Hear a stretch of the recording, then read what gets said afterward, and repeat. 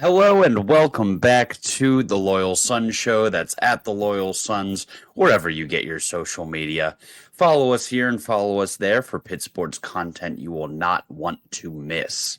If you love Zach Austin and hate 5-game losing streaks, this is the place for you. The Loyal Sons Show, a safe, sunshiny place for your Pitt Athletics fix. Today is December the 2nd of 2024, Monday, and I am joined by Squid and Dylan. As always, my name is David, and gentlemen, I bear before you good news and bad news. Which one would you like to hear first? Just like last week, it was the bad news first.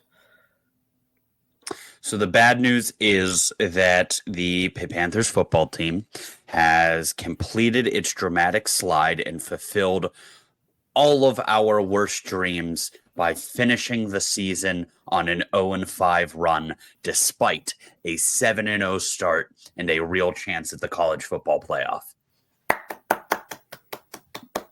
Clap it up for the boys. Yeah. Yep. Way to go. Way to blow it and ruin all the goodwill you built up. That's just good stuff right there. It was kind of funny because at first we were like, yeah, 10 wins would be great. 9 wins, maybe a letdown. 8, I don't know. And then after about 3 games of the losing streak, everyone's on the same page of this football team is not winning a game again. And we were right. Good remember for us. Remember after SMU, how everyone was like, I don't want to say it, but I don't know. They look so bad. I don't know if they'll win another game. But we also were like, that's ridiculous. Let's not get ahead of ourselves. Yeah, we play Virginia and Boston College. We can't lose to both of them, right? And then I think we lost to Virginia and everybody was instantly on the same page. Like, oh, no. It's not a possibility. It's what's going to happen. And they had to mix in an almost beat Clemson just to fuck with us a little bit more. Yeah. So do you guys want to hear the good news or not? Yeah, let's hear it. This is the last time we have to lead off the show with anything related to Pitt football. It can just be the good Pitt from here on. Pitt Hoops. Wait. Who's making noise. We are bowl eligible. That's enough. Just saying. I'm sure that we're going to start a show with the Meineke Car Care Bowl and not, Jalen Lowe having a triple-double or Papa Conte having 10 offensive rebounds in some ACC game at the end of December. No. This is the last show that we start with Pitt football news. Meineke Car Care Bowl. What is that nowadays? The Duke's Mayo Bowl? Is that what that now is? Yes. That's generous, thinking that we would get selected for that game. We're well on our way to formerly the Quick Lane Bowl, which I believe is now, also the Little Caesars Bowl, also the Game Above Sports Bowl is its current name. So, all right, give us the good news. I just gave you the good news. Oh, yeah, I was so focused on this. Yes, Pitt basketball is good, and they were ranked 18th in the country in the AP poll. Came out earlier today. Also, 5th in the country in the first net rankings released by the NCAA. Which, I'm not going to lie, caught me very off guard. Yeah, we're in a kind of a tough position because we've tried to sow so much distrust in like the net rankings and Ken Pom and all of those metrics for the last couple of years that we kind of have to walk it all back now because those same metrics have decided that Pitt is very good.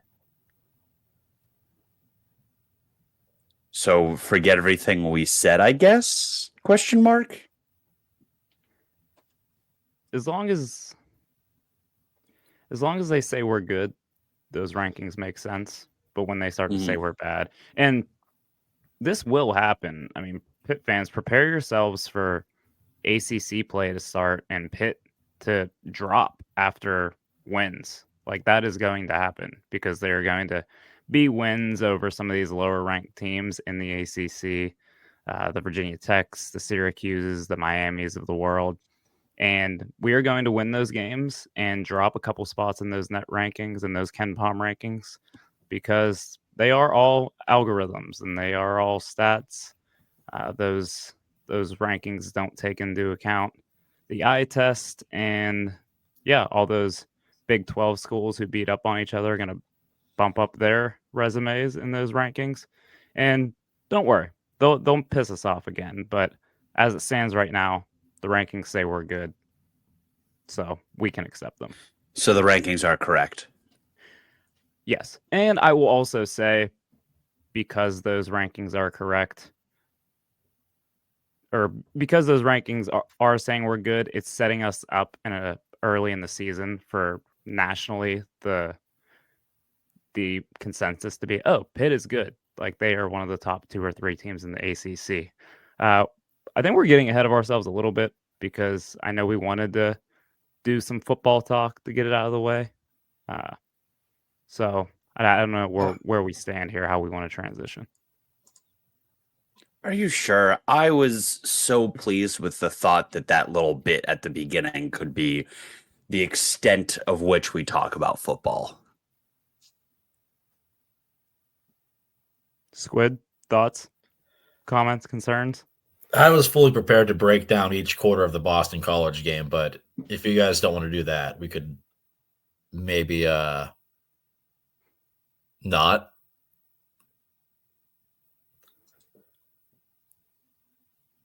Because right now there isn't a whole lot to say. We've said it all. We're not going to rehash the same cliches. Over the next couple of weeks, there will be things to actually discuss, such as the transfer portal. Yeah. A couple guys already in there, but you know what? I'm sold. I have no energy to give the football team today, especially after seeing that Pitt's ranked number 18 in the AP poll in basketball. It was the ultimate Monday morning pick me up, Monday morning after a holiday weekend. Squid, you saw the Zach Austin shot in person. Let's talk hoops. Yeah, so the Zach Austin shot was pretty cool. And so was that whole game. A few of us went out to Columbus, and it was sweet. Well worth the trip. Biggest game in Columbus all weekend. And the first half, we were a little bit like, damn it, another Pitt road trip that we're going to lose. But they didn't. Yeah, you said that whole game was awesome. Sure, the game in its entirety and how it was summed up was awesome, but the first half, for most of it, very much was not awesome. After they hit about their 10th 3 on like 60% shooting, I just kind of felt like, okay, this isn't our day. This is going to be one of those games where Ohio State hits everything they take, and we're going to head back to Pittsburgh with 2 losses to 2 Big Ten teams, and we're going to be sweating our next game against Mississippi State. Because seriously, early on, it seemed like they could do no wrong and that we were completely outclassed. Yeah, I mean, hot knife through butter. Every single shot that Ohio State took looked like a high school varsity team versus the rec league all-stars, which I guess literally would have been Dylan and his boys versus me and Squid. I was the first overall pick in rec league. Let's relax. Squid was the first overall pick in our rec league. It's true. Johnny Hustle, they called him. I was robbed of Defensive Player of the Year. But anyway. They could have used you out on defense in the first half is our point. I might have at least put a hand in somebody's face. I mean, every shot that they took, it is not to take away from Ohio State. The shot making was impressive, especially from, 3-point range. But driving the hoop, mid-range jumpers, it's easier to make shots at will when the nearest defender is 4 feet away and almost looking like they're half-assing the effort to put a hand in your face. Pitt was only in that game. Like, I remember watching and thinking, this feels like it should be so much more of a blowout than 14 points, but Pitt is making shots of its own. So credit to the offense for keeping us in that first half. We went in at halftime down 9, and I think we didn't feel like it was a 9-point game, and that's because the offense was incredibly clinical the last 6 to 8 minutes of the first half. I wasn't trying to be overly optimistic after the first half that we saw would be up 49 points, I think. Yeah. Either way, right. Close to 50. They were playing horrible defense, but I was saying to myself, they can't shoot 70% the whole game. Like, I know our defense sucks. Even if our defense continues to suck, they're going to miss shots. And the defense really picked it up, and a big reason for that was a reason none of us expected, and it was Papa Conte. Enter Papa Conte. Put Pitt some really gets Amadou on back his in it. name. Put some Amadou on his name. Papa Conte, yeah, he came into the game and instantly changed the game on both sides of the floor, honestly. I felt like, I'm not going to lie, when he checked in, I was like, oh, we're waving the white flag. And it wasn't completely, can't give Capel all the credit in the world. Like, I feel like he didn't just look down the bench and say, oh, Papa's had a good week in practice. Like, let's get him out there. He can change things up. It was Cam Corrin picking up another dumb foul, which has become a recurring theme for him, and Guillermo getting popped in the mouth. And he just overall playing one of his worst games this season. I thought he looked completely lost, especially on the defensive end. Continues to struggle to shoot the ball. But yeah, Papa came in, and it felt like Ohio State knew, like, oh, they're putting in this freshman who's barely played at all, has only gotten in blowouts. Yeah, let's go attack him. So they kept putting him in those pick and rolls, and just possession after possession, like Papa's getting a hand in someone's face, getting a deflection, moving his feet, and it looked like the guards were expecting to just go right by him. But his energy was contagious, and you could tell those guys were feeding into it. It's like, oh, let's go. Pop's getting his first minutes, and he's playing really well. The whole bench was into it. The players on the floor were getting into it. And, I mean, probably it was a blessing in disguise that Corhin picked up that goofy foul, because if Papa doesn't come in the game, there's no way they win that game. No, and I don't even think you've mentioned the two components of the game where I think he helped us the most. The first being the offensive glass, because he was all over it, had 4 offensive rebounds. 4 offensive rebounds. Pitt was killing them on the offensive glass, and he is a shockingly consistent free throw shooter. And he's a big boy. They were hacking him. They had to send him to the line a couple times, and he performed admirably for a very raw freshman who is all arms. He was in there for a while too. I was worried that they were going to leave him in for a little bit too long, and then it would get ugly. He'd be gassed, get called for an and one, or he'd airball like a floater or something, and it's like, okay, get him out of there. But the whole time he was in there, he played well, and they took him out. He came back in. I guess this is part of our rotation now. There's going to be nights where Guillermo doesn't have it, and Papa steps up into the next man up in the big man rotation, or might be even getting more minutes than him. So, yeah, David, you learn something new. Yeah, David, I think you commented in our group chat after the game, like, obviously the biggest win on Friday was getting a win over a Big Ten team on the road, probably going to be a Q1 win when all said and done. But the second biggest win was, oh, we have another big man who's actually really good and gives us a whole new look from that center spot. Yeah, no, I 100%. Because I think Cam Corrin is awesome. He's been as advertised, if not better. Um, Coordination that we are not accustomed to out of Pitt big men in the Capel era. Uh, Great shot maker, one of the highest shooting percentages from the field in the ACC. But Guillermo's not always going to give you great minutes in the post underneath the hoop.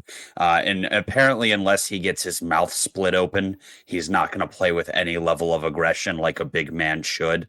And while I'm not giving up on my boy GDG, and I still think that he is, a starting caliber player. When he's not giving us what he needs to be as a big man, having another guy we can go to on the bench, I mean, that's worth its weight in gold. Yeah. So Papa Conte got us back into the game, even to the point where we got the lead. It was back and forth, and then we thought it slipped out of our grasps. Pitt was down late several times, despite mounting a comeback, to the point where we were getting the bedtime celebration knocked on us. Can we take a quick pit stop on that? Doing the night after hitting a 3 to go up only 2 possessions in a game with 2 minutes left, that is psychotic. I remember watching that, and it very much felt like we might be cooked. But I saw him do that, and I was like, actually, you know what? There's a lot of time left. That feels like a pretty definitive moment that is going to come back to haunt them. That's something you do when you go up 4 possessions with 30 seconds left. What are we doing here? As long as the boys are having fun, right? Little ill-advised from Mr. Parrish. Yeah, and he heard about it on Twitter after the game, I'm certain. I was scrolling through the Loyal Sons timeline, and I think every other tweet was just a screenshot of him doing that celebration. It was some comment about, do we think so? Yeah, so they were down 4 with 2 minutes and 8 seconds left. Another common theme, another mistake by the Buckeyes, maybe a little bit more critical than the celebration. Couldn't make their free throws. So they missed a free throw. And Zach Austin comes through, hits a 3, closes the gap. And Jalen Lowe coming in clutch, gets his 2 overtime. With one of the more unconventional game-tying shots you'll ever see. Just completely It was to the point stuck. where it seemed like a bad shot. We're like, oh, we really forced that. We can say it was ill-advised. We can say it was like bad shots go in sometimes. You just don't harp on them because they go in.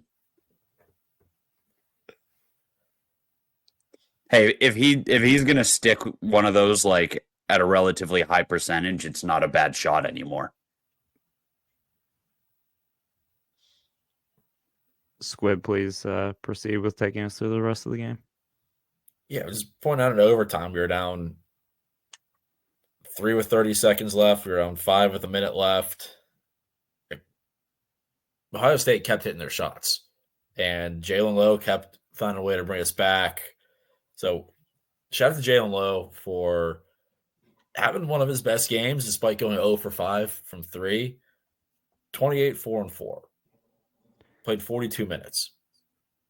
If Jalen Lowe can find his touch from 3-point range, he's going to be very scary. I mean, he's already playing at an all ACC level. Like you said, 28, 4, and 4.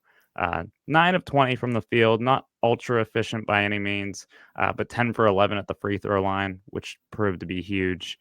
But if he can start knocking those down, and teams have to respect him at the 3-point line, I mean, he can already get by essentially anybody he wants at will. He gets that left hand so effectively.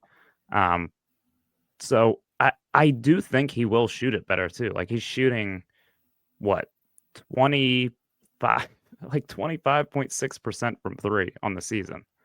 There's no way that holds up. He's a better shooter than that. So he's going to kind of come back to the mean a little bit. And yeah, I mean, he's playing at a super high level. It's the type of guard you want on your team in March. And Ish Leggett, not one of his best games, but still gives you 21, 10, and 4. I mean, the backcourt is playing at a really high level despite them not shooting it particularly well at all. And So despite the fact that Damian Dunn is not capable of playing right now. Yeah, that's the scary piece, that we're going to add one of our best players in the middle of January. So do you guys give up? Do you guys think we were cooked in the home stretch there?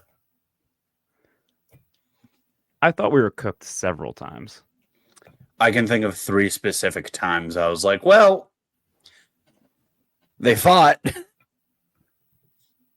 but we're cooked. Yeah, I even forget how many times it was that I was like, well, that's probably it. It was to the point where whenever Pitt had a chance to win it, it happened so fast, I almost didn't realize it. I was like, hold the phone. I was like, we're down 2. And then before I could wrap my mind around that, the 3-pointer was in the air. Yes, let's take it to that decisive last 10 seconds of the game. I believe, and Squid, you have it pulled up so you can fill us in on the correct numbers. It was a 4-point game with 8 seconds left. With 16 seconds left, John Mobley Jr. hits his second free throw. He missed the first. It's a big one, another big miss. So they're down 4, and then Jalen Lowe misses a shot, gets tipped back out to Jalen Lowe, and he draws a foul on a 3-pointer, which is savvy play. The Buckeye fans weren't too happy about it, but the way they were calling fouls that day had to be called. Clutch makes all 3. We foul. No surprise. Ohio State misses 1 of 2. And then with 6 seconds left, it's like, hey, 3-pointer wins it. And so I think Pitt did exactly what they needed to do. Just give the ball to Jalen Lowe and let him make something happen. Before we get to the big moment, I think this is a good time to tell any young listener of the Loyal Sons, if you're young and you'd like to play hoops at any level, this is the point of the show where we tell you, kids, get out in the driveway and practice your foul shots. You walk off, I don't even know how many steps it is from under the hoop.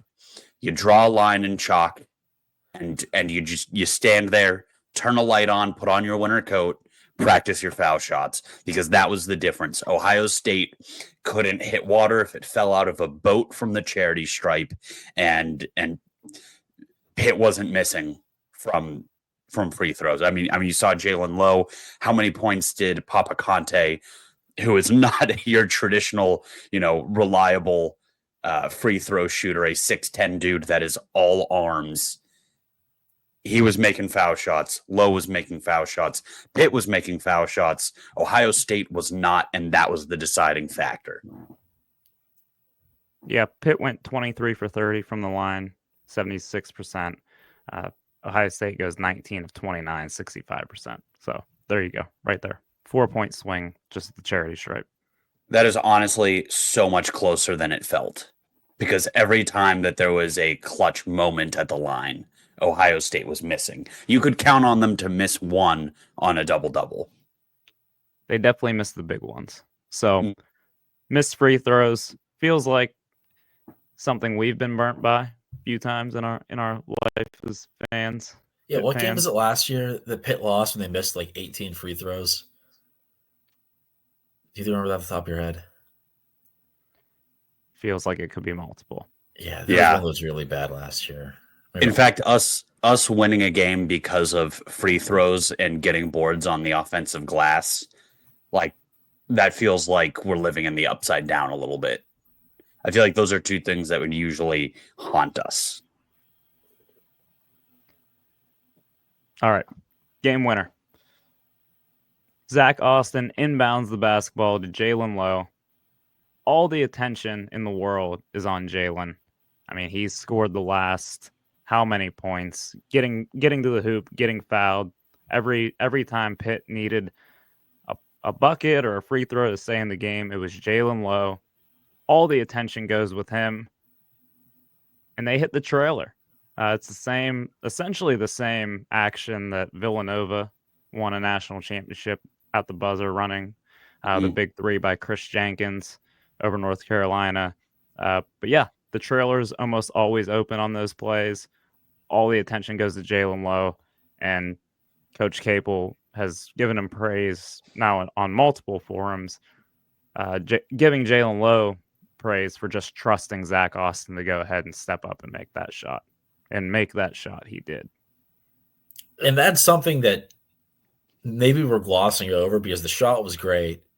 The decision was great too. How many times in March Madness or conference tournament time do we watch games with like 10 seconds left and the offense doesn't even get a shot off? Or the guy with the ball just dribbles it off their foot. Cooper Flagg did it twice in the last 2 weeks, and he's very good. Getting good looks in college basketball is hard. When he plays Pitt, he will suck, yes. Yeah. That's quite the scouting report on Cooper Flagg. Yeah. Very good. Sucks. So the fact that we got a guard who can know when to take the shot, when to dish it off, and hit the guy in stride, it was beautiful. Keep that in your back pocket. I think we got something going. What I'm curious about, and maybe one of you guys can answer the question for me. What do you think went into the decision to go for the winner as opposed to maybe driving for an easier two, go for another overtime? And also, what do you think? No disrespect, he's the man of the hour, but what do you think went into the decision that Zach Austin, of all people, the defensive specialist, is going to take the 3-pointer? I don't know if it was the decision to go for three, like from the jump. I think it was just Jalen Lowe spread up court. If you can get to the rim, get to the rim. If not, just make a play. And Zach Austin was the guy who was wide open, and great decision from our point guard. That's what point guards are out there to do. And Jalen Lowe, just another example of why he's one of the best guards in the country. Yeah, I have to imagine they wanted Jalen to try to get downhill if possible. Like we said, I mean, that left hand is essentially anytime he wants it, he can get to the left side of the glass. Ohio State, I've probably discussed, we are not going to let Jalen Lowe beat us in this game. You guys have let him get to his left hand time after time. Do not let it happen. So Zach Austin's going to be the trailer. If Lowe could have got all the way to the rim, you probably have Zach Austin crashing, hopefully for a tip dunk or a tip in offensive rebound. But if they're going to sag off and send all the attention to Jalen, Zach, be ready to step up and hit that shot. And sure, I mean, Zach Austin last year left a lot to be desired as a shooter. But Saturday, I mean, that game winner was his fifth three. He went 5 for 8 from 3-point range. So he had already hit 4, felt like he was the hot hand, and quite frankly has been their best shooter from 3 this season. He's shooting a little over 41% from 3, which I don't think can be understated or overstated how big that is for this team. Because last year, as a 29.5% 3-point shooter, like, it felt like they left a ton of points out there every game because Bub or Jalen gets to the rim and teams just don't respect Zach Austin in the corner. If teams have to start respecting Zach Austin's jump shot, it opens everything up. And couple that with how disruptive he's been on the defensive end, Zach Austin's play this year, I think, as much as anything, as much as adding some guys in the transfer portal like Cam Corhan, as much as the step up by Jalen Lowe has made this team a real contender, a real top 25 team, I think Zach Austin stepping into an elite role player role has really raised the ceiling for this basketball team. Yeah, he did exactly what every fan wanted him to do. So I'm more than sure that Coach Capel and his staff had him doing this in the offseason, because if we could notice it, of course, the men's basketball coaching staff would as well. All offseason, man, if Zach Austin can just block some shots and knock down some catch and shoot threes, like, we're golden. Like, catch an oop here and there, don't even need anything else. And Yeah, I he's think done we that said even more, or even better than we expected. well, we said like just lock him in the gym until he makes 1,000 corner threes every day. Yeah. And Squid, we said it in the Radford game. Like we saw It him was his take a couple jumpers. First shot, yeah. Yeah, his first shot was like, oh wow, that looks a lot better. So they definitely worked on his form a little bit, and it's paying dividends, and it paid off right there. Or maybe, just maybe, Zach Austin's a listener of the show and he heard us say that. I think that's yeah. just as plausible, Mm-hmm. if not more so. He did not think of that himself. It took us three speaking it onto our microphones and onto the internet for him to come to that conclusion. So you're all welcome. It is funny how, I mean, this is sports in general, but basketball is. I was thinking this earlier, and then Jeff Capel was on the Field of 68 pod with Jeff Goodman, which was actually really good. If you want to go give that a listen, his interview with Jeff Goodman, he was super transparent about, what's gone on at his time since Pitt and about this team. But he got on the bus and told the guys, like, great job. You guys earned it. Like, that's awesome. But the conversation and the congratulatory texts you guys are getting right now, like, it's just not there if Zach misses that shot.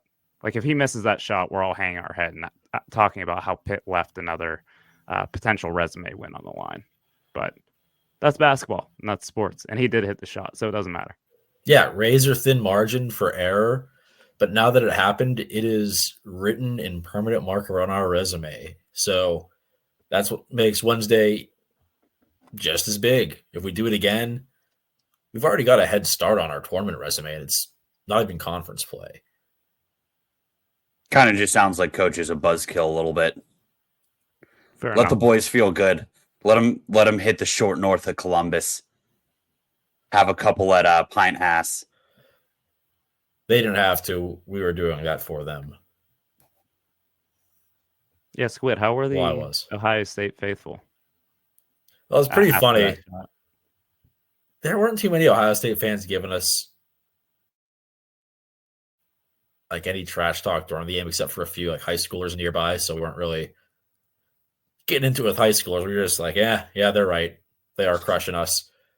And we weren't really near any Pitt fans, but we saw a few here and there just out and about, which was cool. After the game, though, we were doing our OHIO chants. We were asking the fans, which way to the nearest Pitt bar on campus? And just stupid things like that. But they were very clearly more preoccupied about what was to come. So following the game, we posted up at a pizza bar, having some drinks and some pizza to celebrate. And a few Ohio State fans, we were joking with, like, oh, did we ruin your weekend? They're like, oh, don't even joke about that. We got a big one tomorrow. We'll be all right. Yeah, I got the same consensus. Texting some buddies after the game, because I think I mentioned on the show, I lived in Columbus for 2 years. Dylan, you lived in Columbus for a year when you were a freshman at OSU before transferring to Pitt. So we all have a little bit of a familiarity with the city. By the way, sorry about the loss you incurred. I know you're still a huge Buckeye fan, Dylan. But all my friends from college live in the air. I'd like to clear the air there. I am not a huge Buckeye fan. I appreciate when the football team has success. I can root for them on most neutral games, but let's not disparage my name here on the airwaves. That was a low blow. My bad. Irregardless, no, I was going out of my way to talk a little bit of shit. Like I sent into a college group message like, hey, are any of you big Ohio State basketball fans? I would like to tell you to go kick rocks. And just kind of had like 4 guys text back like genuinely don't care about anything that doesn't occur Saturday at noon. So congrats, I guess. So I will say unfortunately, it was a cool atmosphere. They have a huge arena and it was pretty close to full. So when those back and forths happened in the second half, the arena got real loud and then it got real quiet when the clock hit 0 for the second time at the end of overtime. So yeah. it was, I guess what I'm getting at is I wish that this game was the main attraction in Columbus for the weekend so that it hurt their feelings more, because that is my second least favorite fan base. I'll let you guys guess who number 1 is. But I don't like that they had something else to distract themselves with after what should have been a gut-wrenching loss. Is that cruel? Yeah, I agree. Well, good thing that was the only terrible result for them last weekend.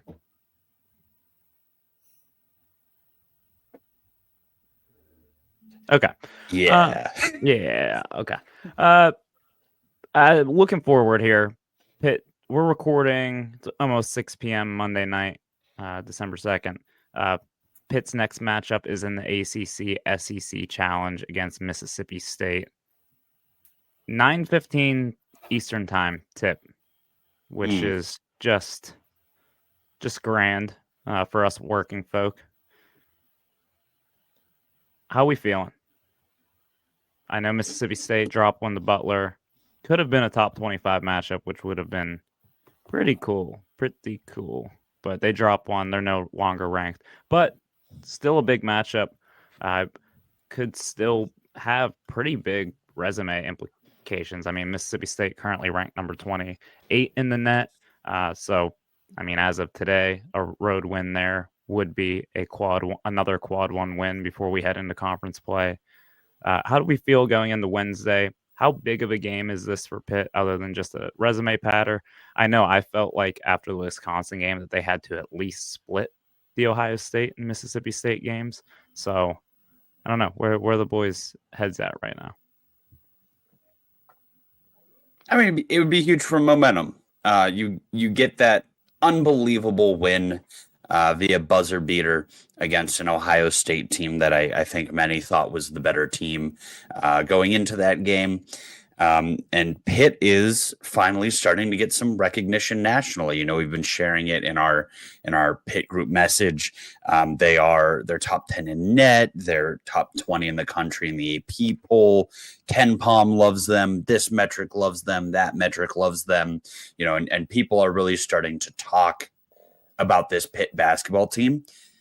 Go to Starkville and cement it. You gotta. Because otherwise it was a false alarm to, the non-Pitt fan, the college basketball, but not Pitt specific fan who is just now finding out about the team that we have. It unfortunately feels like anytime Pitt gets ranked in football or basketball, they just lose one of the next 2 games and are out real quick. So for that basic reason, I would love for them to win, to continue to be ranked and rise even higher, because Mississippi State's ranked pretty high in a lot of those metrics too, even though they're not ranked. So not an easy matchup. And if we win this, if we just get by, win whatever it takes to beat Mississippi State, the next couple games are at Virginia Tech, who looks horrible.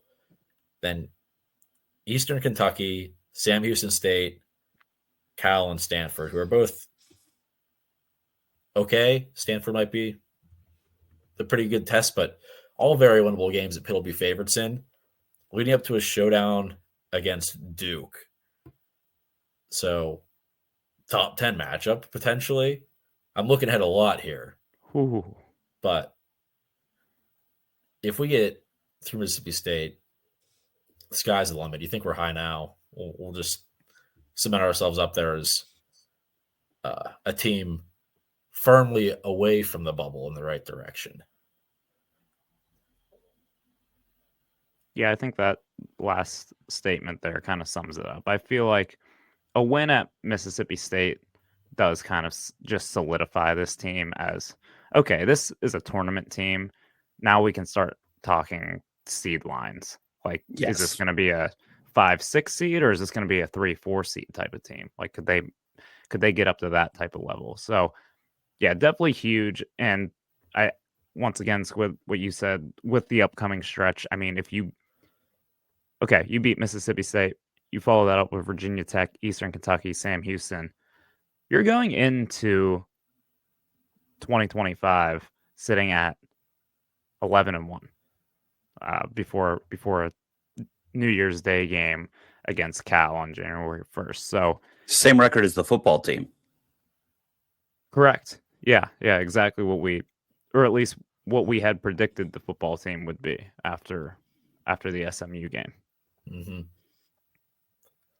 I did point out on Twitter earlier, like visual meme, 10,000 yard stare meme or whatever it is, PTSD meme.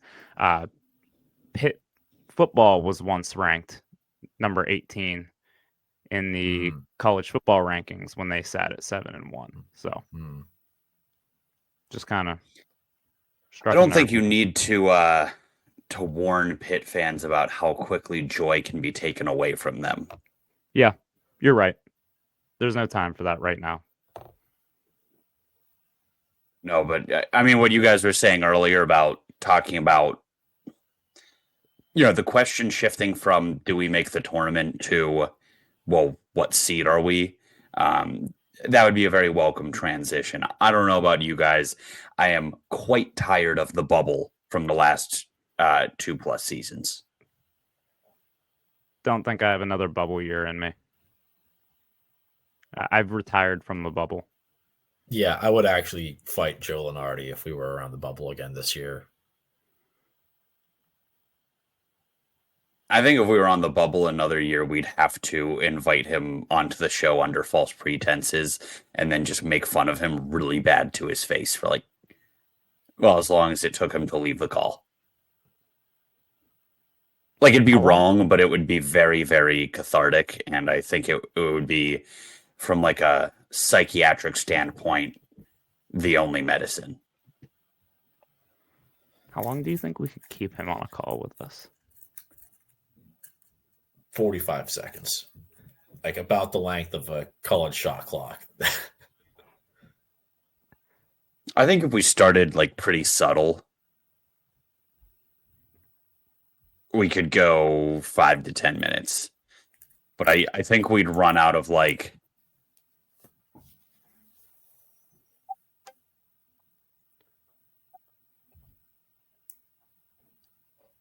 Sorry. Did we lose you? Could you guys hear that?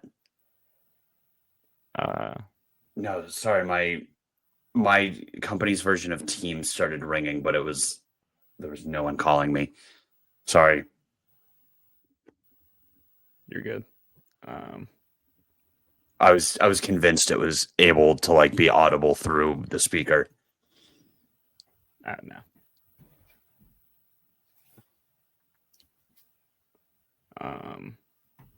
Yeah, I don't know where we want to pick back up there, or if we want to.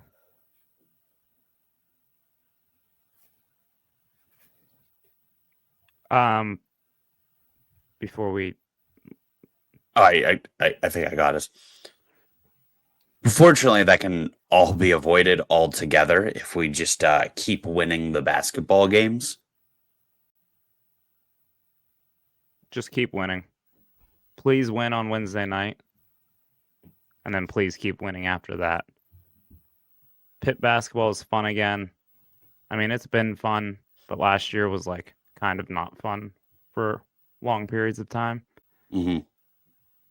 Just keep up the fun, all the way. Please. Fun is most important. I know the Pitt football season is effectively over outside of whatever, sponsor corporation is charitable enough to invite us to play a game in like Detroit, Michigan, or Shreveport, Louisiana. But I think just because Pitt's bad again doesn't mean we should deny ourselves the joys of what's about to happen in college football. So I did want to take a couple minutes at the end of the show just to poll the group. Who are you guys rooting for in the college football playoff race now that Pitt has been very, very decisively removed from that conversation? Every team that doesn't play in the SEC or Big Ten. So, like, 3 of the teams that they actually put in the field. Yeah, Boise State and SMU are probably going to be the teams I'm rooting for. I think I'm rooting for Arizona State. Like, I don't want the Big 12 to have anything either. But I don't know. They're fun. Cam Scatterboo's awesome. I'm a fan of Kenny Dillingham myself. I am too. Just watching that meltdown he had surrounded by students when the refs put 1 second back on the clock against BYU, like that was awesome.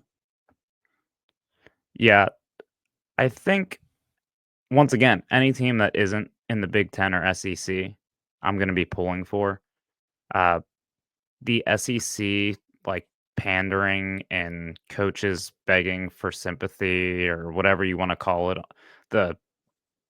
the absolute superiority complex. I mean, we know it's always been there with the SEC, right? But they've always been able to back it up. There are teams and programs and coaches right now who simply have no business going off the way they are about how much better they are than everyone else. It's the groveling for me. Like, they are having a down year. This isn't just the SEC's cannibalizing itself because they're all so good. They are not that good this year. They have lost some ugly out of conference games, and they're allowing the teams that we know are bad in the SEC be competitive in games against big teams. So to watch them beg and grovel and, posture for these last remaining slots, and it's so clear, right, which coaches are getting like the emails from Greg Sankey with the talking points. It's just so pathetic. And what's even worse is knowing that the committee's going to go for it. Like, a 3-loss SEC team is going to make it over a more deserving non-SEC, non-Big Ten team. Alabama's the biggest culprit of this year. They, I think as of today, based on betting odds, are likely to make the college football playoff. I think they're like minus 150 to get in. And they aren't very good. Other years, there's been a time or two when Bama gets in when they might not have the best resume, but you can definitely point to them being one of the 4 best teams in the country. They have lost some embarrassing games. And same with Ole Miss. Don't get me started on Lane Kiffin.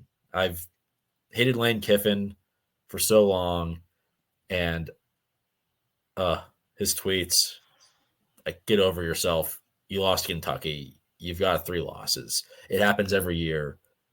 Lobbying to get your 3-loss, $20 million team into the playoff on Twitter is just about the most pathetic thing I've ever seen. Even Brett Bielema put Lane Kiffin in a body bag. He was like, yeah, I agree. We should definitely look at the resumes. We have a better strength of schedule, and your losses are a lot worse than ours. And if Illinois football has just as good of a case as you should not be in the conversation. Thankfully, I don't think Ole Miss is actually in the conversation as much as Lane Kiffin would like to think that he is. But Alabama, them getting in would be very annoying. I mean, they lost to Vanderbilt and they lost to a 6-6 Oklahoma team, and didn't just lose; they got like pummeled by a 6-6 Oklahoma team. Embarrassed. It makes me mad because the narrative around the ACC championship game is the winner gets in, the loser's probably out. And if SMU barely loses to Clemson, they should still be in. I agree. Go ahead, David. I agree. I think Miami losing and Clemson getting in is the worst possible scenario for the ACC, because I do think that there is a reality where the ACC could actually get sneak 3 teams in. If Clemson had beaten South Carolina and Miami had won on Saturday against Syracuse, we're looking at potentially 3 ACC teams in the playoff. But now we have ended up in a universe where the most likely outcome is SMU beating Clemson and being the only team in the playoff, or even worse, Clemson beating SMU and being the only team in the playoff, because then not only do you have one team in the playoff, but it's arguably the 3rd best team in the conference, because I don't think Clemson is beating SMU or Miami on a neutral site. They just get killed in the playoff. Yeah, there's a part of me that hates the reality of SMU just winning the ACC and getting the lone playoff bid their first year in the league. Well, if they got in, they would have to at least win 2 games to make it seem like this was actually a very good team constructed by NIL and complete buy-in. And the alternate is they get in and get crushed by the 3rd best SEC or Big Ten team, and it makes the ACC look terrible. Can I counter that for a second, though? Sure. I think the favorite in every... I can't say this for certain, but I think the favorite, at least not, if not the favorite, then there's like a very realistic possibility that all 4 power conferences are won by first-year players. Arizona State should win the Big 12. Oregon should win the Big 10. Texas, I don't know if they're going to be favored over Georgia. I think they're a better team than Georgia right now. Could very well win the SEC. So if SMU, made that a quadfecta or whatever, that would be 4 power conferences that have been won by teams that were playing in other conferences last year. Ours just happens to be the only one where they were playing in a group of 5 conference. But I think at the end of the day, we can all agree, if you have a super dedicated fan base with a shit ton of money and a very good coach, and you were already the top of the class at your level last year, you can just win football games, especially in the wonkiest, most wide open year of the sport since 2007. Wouldn't that just be a the logical college argument? Football fan would think that?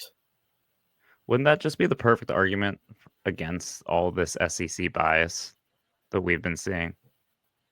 That the conferences get shook around and different teams win their conference each year. I mean, I saw a good tweet, and I was trying to reference it for the episode. I was having trouble finding it, but essentially what it says was like, oh yes, the SEC, like the Lane Kiffin line, like middle of the pack SEC team would win the Big 12. Everyone knows this. The top teams in the SEC, like there's 4 or 5 teams who could win the Big 12. Paraphrasing, of course, I don't know exactly what the quote was, but essentially it said Texas is the favorite currently to win the SEC championship, first place in the league right now. They won the Big 12 exactly once out of the last 14 seasons. And it was 14 seasons ago. So it was like 2009. Yeah. So there you have it. So, I mean, all this discussion right now I'm actually talking through it. Makes me feel good about this playoff and this NIL and this transfer portal. I mean, we've had this conversation before, but all these things that we're going to ruin the sport and make the sport less fun and less competitive. And like you said, David, we've just had the wackiest, most wide open season of college football that I can remember. Yeah, so in my estimation, Lane Kiffin should go comb sorority row for his next ex-wife and leave the decision making to the college football playoff committee. Yes, and next year we can look forward to Pat Narduzzi turning around. You know, if the football team has the same level of improvement that they did this year, I mean, they added 4 wins to their win total. That would put us at 11 next year, which, I mean, in the ACC, that might not be enough to get you into the playoff, but you never know. Yeah. All right. I think I can leave us on that. As always, thank you everyone for tuning in. Thank you for listening. Please continue to listen, continue to support, continue to subscribe wherever you listen to the show. Pitt basketball is fun again. Pitt football is off our radar for about a month. And we've still got a lot of really, really fun college football left to play out. So thanks for listening, everyone. And as always, hail loyal sons of Pittsburgh.